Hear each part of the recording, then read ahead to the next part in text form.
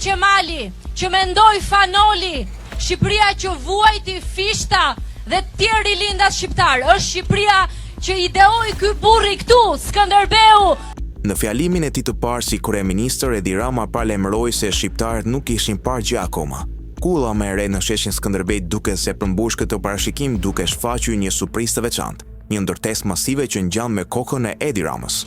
Arkitekti Minivaz dhe kompania MRVDV kishin përshkruar këtë projekt si një përpjekje për të paraqitur figurën e heroit kombëtar Skënderbeun, i cili shikon nga sheshi. Sidoqoftë, ndërtesa ngjan më shumë me një interpretim modern të Skënderbeut, duke krijuar një fytyrë të deformuar që mund të lidhet me pamjen e Edi Ramës.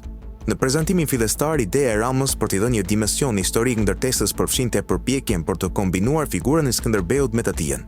Megjithatë, koka e ndërtuar në këtë ndërtesë është mjaft e ndryshme nga përshkrimi tradicional i Skënderbeut, duke krijuar më shumë një lidhje me pamjen e Ramës se sa me heroin kombëtar. Ky projekt është një pasqyrë obsesionit të Ramës për të krahasuar vetëm me figurat historike si Skënderbeu dhe Ismail Qemali për të kultivuar një imazh të tij si udhëheqës i madh. Një nga momentet më të diskutueshme ka qenë deklarata e Elisa Spiropali që e krahasoi Ramën me Skënderbeun gjatë fushatës së vitit 2017, duke e konsideruar atë si njeriu që mund të shpëtonte Shqipërinë. Ky krahasim ka nxitur një debat të madh ku Rama vet nuk e ka mohuar duke përdorur figurat të Skënderbeut për të përforcuar imazhin e tij politik.